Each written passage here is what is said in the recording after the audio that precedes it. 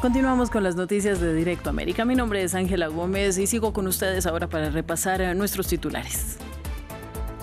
Se cumplen 50 años de la muerte del dictador Francisco Franco y España sigue dividida en torno a su figura y los restos del régimen fascista de 4 décadas, mientras las asociaciones de víctimas siguen luchando para exhumar los cuerpos que aún yacen en fosas comunes.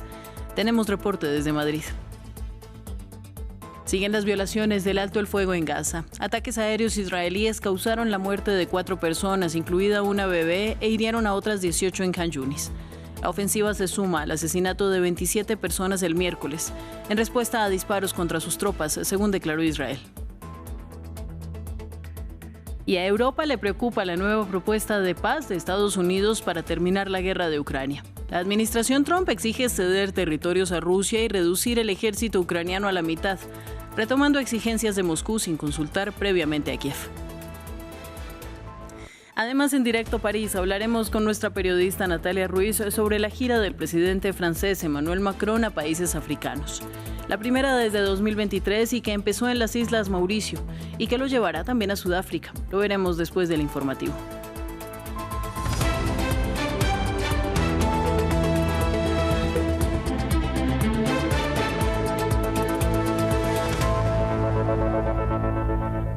Y efectivamente vamos a comenzar en España, donde se marcan los 50 años de la muerte de Francisco Franco. Aunque el país sigue trabajando para borrar la huella de la dictadura que gobernó durante casi 4 décadas, también hay quienes aún exaltan su figura. Sobre los eventos de esta jornada vamos a hablar con Marina Colorado, corresponsal de France 24 en Madrid. Marina, un saludo para ti. ¿Qué actos están previstos hoy en España? Sí, pues hay una veintena de actos más o menos organizados a lo largo de esta semana, en días pasados, hoy y también durante el fin de semana. Esta mañana ya ha habido una misa en honor al dictador Francisco Franco en el Valle de Cuelgamuros, antes conocido como Valle de los Caídos, donde estaba enterrado Francisco Franco hasta su exhumación y traslado a este cementerio de Mingo Rubio en el que me encuentro en 2019. Precisamente aquí a la 1 de la tarde comienza una ofrenda floral para conmemorar estos 50 años de la muerte del dictador, aunque hasta el momento han sido muy pocas las personas que se han acercado aquí para dejar esas flores, para dejar esos mensajes. Sí hay algunas, pero somos casi más medios de comunicación los que estamos que personas que han venido a ver o a rendir homenaje al dictador Francisco Franco. Esta tarde también habrá varias misas organizadas tanto por la familia Franco como por la Fundación Francisco Franco, y el fin de semana, como decía, habrá algunos actos fascistas, falangistas, también en honor a los 50 años del dictador. Todos estos actos que ensalzan directamente la figura de Francisco Franco deberían ser sancionados por tanto la Ley de Memoria Histórica aprobada en 2007 como la Ley de Memoria Democrática que fue aprobada en 2022, pero hasta ahora todos ellos se dan sin ningún tipo de problema. Bien, Marina, 50 años después, ¿qué queda del franquismo en España? Sí, pues quedan muchos temas pendientes todavía, como por ejemplo la ilegalización de la Fundación Francisco Franco, algo que hasta ahora, hasta este año 2005, han empezado los trámites para ello, y también una sociedad cada vez más polarizada, una polarización que politólogos con los que hemos estado hablando durante estas semanas previas a esta fecha conmemorativa del 50 aniversario de la muerte de Franco achacan a la mala salud del diálogo entre los grupos parlamentarios en el Congreso de los Diputados, y a que ese mal diálogo hace que no se estén abordando temas críticos como por ejemplo la crisis de vivienda actualmente existente en España, o también por ejemplo la precariedad laboral, ambos temas que afectan especialmente a los jóvenes, un sector en el que se ha visto una derechización. Por ejemplo, con los datos que nos van llegando, por ejemplo, del Centro de Investigaciones Sociológicas, publicado hoy, en el que asegura que el 20% de los españoles entre 18 y 24 años consideran que la dictadura, algo que ellos no han vivido, es buena o muy buena, o fue buena o muy buena. En esta franja de edad, Vox, el partido de ultraderecha en España, es el más votado. También en otro barómetro asegura que un 23% de los hombres varones de entre 18 y 42 años admite abiertamente que creer que en algunas circunstancias el autoritarismo es mejor que la democracia. Esta polarización, algunos también lo achacan, hay visiones muy divididas en cuanto a si la exhumación y traslado de Franco a este lugar, a mis espaldas, creó más heridas o abrió las heridas, mientras que otros aseguran que las heridas nunca se cerraron, también debido en parte a esos decenas de miles, más de 114.000 civiles republicanos, es decir, del bando contrario a Franco, que aún siguen desaparecidos en fosas comunes repartidos por todo el país, pero también debido a la ley de amnistía aprobada en el año 76 en España, que deja impunes todos los crímenes cometidos durante esa época. Una ley de amnistía que ha sido criticada por organizaciones internacionales como Amnistía Internacional, Human Rights Watch e incluso el Alto Comisionado de Derechos Humanos de la ONU, que asegura que es contrario a la normativa internacional sobre derechos humanos.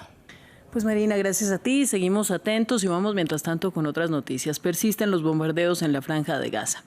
Al menos 4 personas fueron asesinadas este jueves en nuevos ataques israelíes. Se suman a los 27 muertos del miércoles en múltiples bombardeos en una de las operaciones más violentas desde el inicio del cese del fuego. Tanto Hamás como el ejército de Israel se acusan mutuamente de violar el acuerdo. Detalles en este informe. Regresan los bombardeos masivos a la Franja de Gaza. A pesar de la firma del cese al fuego, las Fuerzas Armadas de Israel atacaron el enclave desde la noche del miércoles, dejando decenas de muertos y heridos.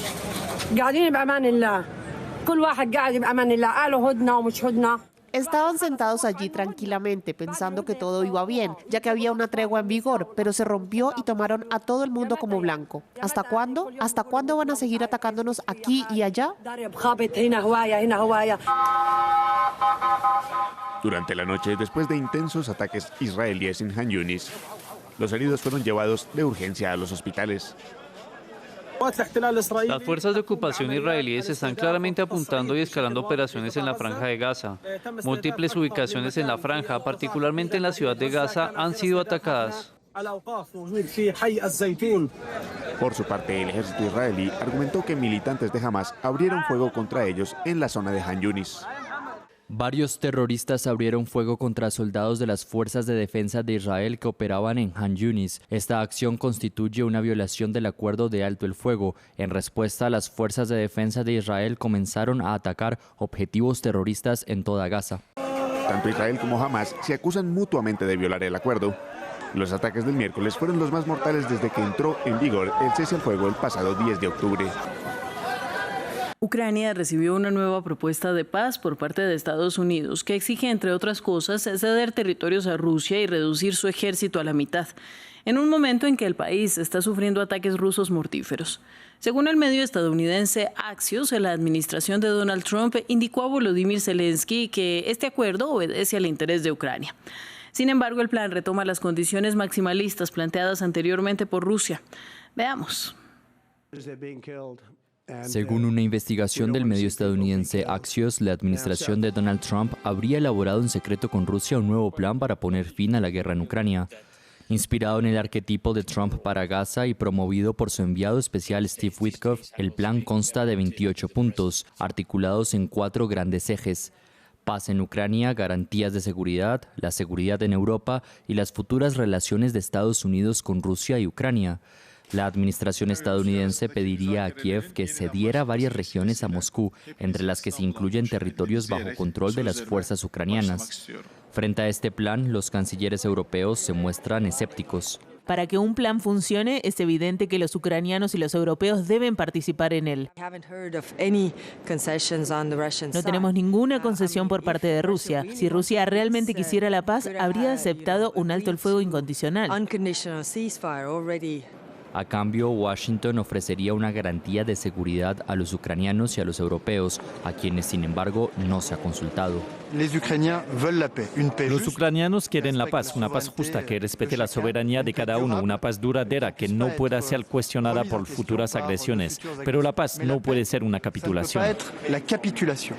El plan también prevé que Ucrania reduzca su ejército a la mitad, a 400.000 hombres, y renuncie a todas sus armas de largo alcance.